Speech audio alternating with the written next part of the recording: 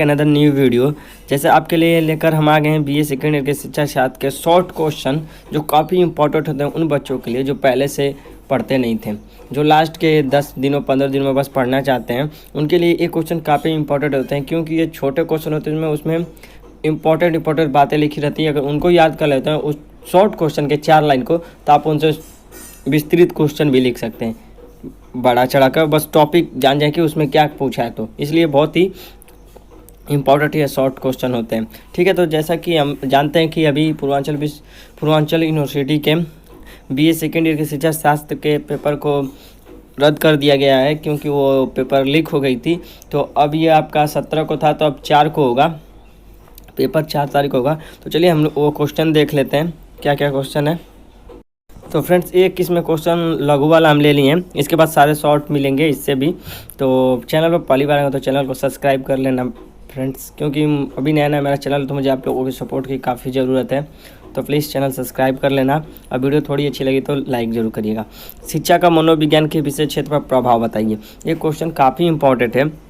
शिक्षा का मनोविज्ञान के विषय क्षेत्र पर प्रभाव बताइए। ठीक है, तो शिक्षा का मनोविज्ञान के विषय क्षेत्र पर प्रभाव, ठीक है, जिस प्रकार मनोविज्ञान ने शिक्षा के विभिन्न अंगों को प्रभावित किया है, उसी प्रकार शिक्षा ने भी मनोविज्ञान के विषय क्षेत्र आदि को प्रभावित किया है। जैसे मनोविज्ञान की एक शाखा के रूप में शिक्षा मनोविज्ञान की उत्पत्ति, शिक्षा एवं मनोविज्ञान के परस्पर प्रभाव के परिणाम स्वरूप मनोविज्ञान की एक नवीन शाखा के रूप में शिक्षा मनोविज्ञान की उत्पत्ति हुई है,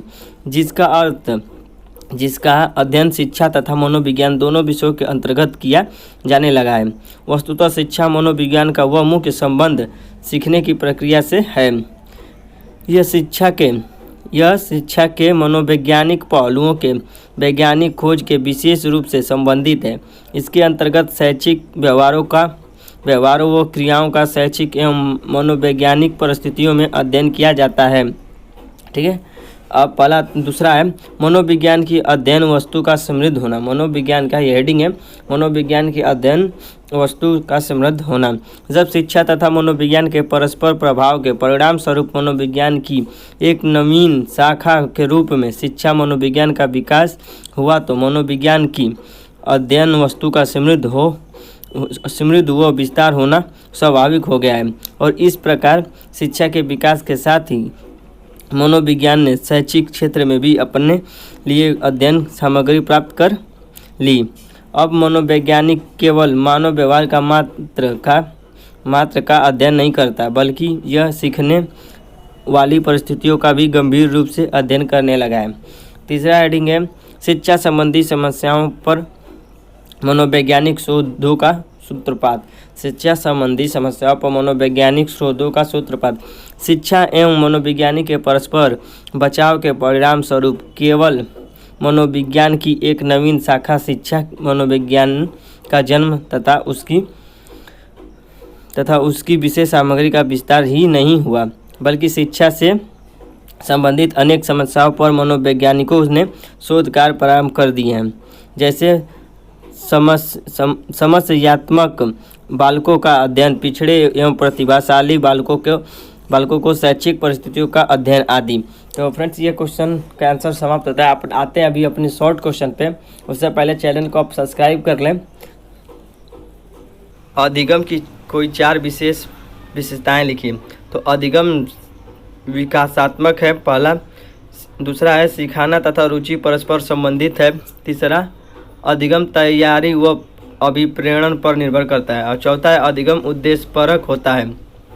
सीखने का प्रकार का अर्थ क्या है? क्वेश्चन है सीखने का प्रकार का अर्थ क्या है? जब कोई व्यक्ति नया कौशल सीखना प्रारंभ करता है तो सीखने की प्रगति तीव्र होती है, लेकिन कुछ समय बाद सीखने की प्रगति रुक जाती है एवं कुछ समय बाद सीखने की गति रुक जाती है एवं कुछ समय तक रुकी रहती है। इसे ही सीखने का पठार कहते हैं।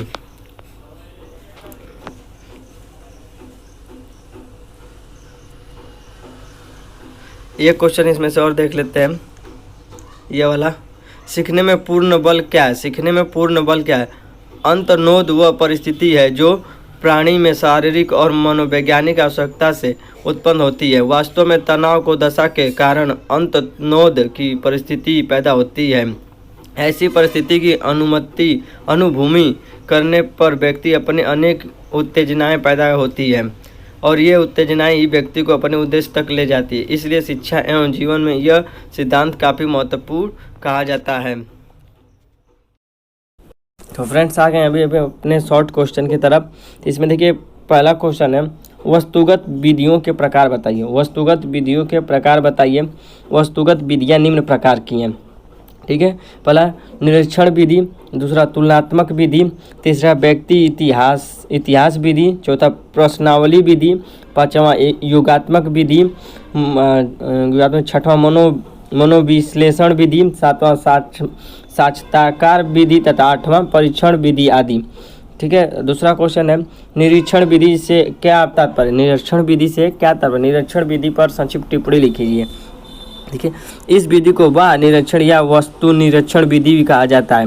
इसके द्वारा एक व्यक्ति दूसरे के व्यवहार का अपने पूर्ण अनुभव के आधार पर विश्लेषण करता है। तो देखिए ये 2 लाइन का क्वेश्चन है, लेकिन निरीक्षण विधि पर संक्षिप्त टिप्पणी लिखिए। अगर ऐसे आज आपके विस्तृत में निरीक्षण विधि पर निबंध लिखिए तो आप जान गए ना कि एक व्यक्ति दूसरे के व्यवहार को अपने पूर्ण अनुभव के आधार पर विश्लेषण करता है। तो आपको इसी पे पन्ना चढ़ा के लिख देना है, ठीक है। तो इसीलिए ये शॉर्ट क्वेश्चन काफ़ी मायने रखते हैं जो बच्चे पहले से नहीं पढ़े रहते हैं, ठीक है। शिक्षा में मनोविज्ञान का अर्थ लिखिए। शिक्षा में मनोविज्ञान का अर्थ लिखिए। शिक्षा मनोविज्ञान की परिभाषा दीजिए। शिक्षा मनोविज्ञान का अर्थ उस विषय से होता है। शिक्षा मनोविज्ञान का अर्थ उस विषय से होता है जो मनुष्य को सीखने सिखाने की मन तन शरीर से की गई क्रिया का विशेष ढंग से अध्ययन करता है। प्रो को एम क्रो के शब्दों में, ठीक है, प्रो को एम को शब्दों में शिक्षा मनोविज्ञान जन्म से बुढ़ापे तक व्यक्ति के सीखने से संबंधित अनुभव का वर्णन एवं व्याख्या करता है। आते हैं अगले क्वेश्चन की तरफ। शिक्षा मनोविज्ञान के उद्देश्य बताइए। शिक्षा मनोविज्ञान के उद्देश्य बताइए। मनोविज्ञान का उद्देश्य शिक्षण के उद्देश्यों का निर्धारण करना नहीं है। मनोविज्ञान का उद्देश्य शिक्षण के उद्देश्यों का निर्धारण करना नहीं है, क्योंकि यह एक विधायक विज्ञान होने के कारण क्या होना चाहिए का अध्ययन का अध्ययन करता है। शिक्षा के उद्देश्यों को निर्धारित करने और प्राप्त करने में मनोविज्ञान सबसे अधिक सहायक सिद्ध होता है। शिक्षा तथा मनोविज्ञान में संबंध। शिक्षा और मनोविज्ञान दोनों मानव अनुभव एवं व्यवहार से संबंधित है। एक ओर मनोविज्ञान अनुभव व व्यवहार का अध्ययन करता है तो दूसरी ओर शिक्षा अनुभव एक व्यवहार का परिमार्जन करती है। इस प्रकार दोनों का संबंध मानव व्यक्तिगत से है और इसलिए जहां मनोविज्ञान ने शिक्षा के विविध पहलुओं और अंगों को प्रभावित किया है, वहीं शिक्षा ने भी मनोविज्ञान के विषय वस्तु क्षेत्र या अन्य बातों को प्रभावित किया है। हाँ, एक ये क्वेश्चन है, प्रयोगात्मक विधि। प्रयोगात्मक विधि के 4 तत्व लिखिए। 4 तत्व लिखिए, इंपॉर्टेंट है। प्रयोगात्मक विधि के 4 तत्व लिखिए। पहले किसी व्यवहार या किसी क्रिया का चुनाव करते हैं और उसका अध्ययन किया जाता है, ठीक है। दूसरा है फिर उसका प्रयोजन बताया जाता है। तीसरा है इसे अध्ययन करने के लिए प्रावकल्पना तैयार करते हैं। चौथा है प्रावकल्पना के आधार पर व्यवस्थित ढंग से तथा संग्रह करते हैं, ठीक है। तो आते हैं अब अगले क्वेश्चन की तरफ फ्रेंड्स।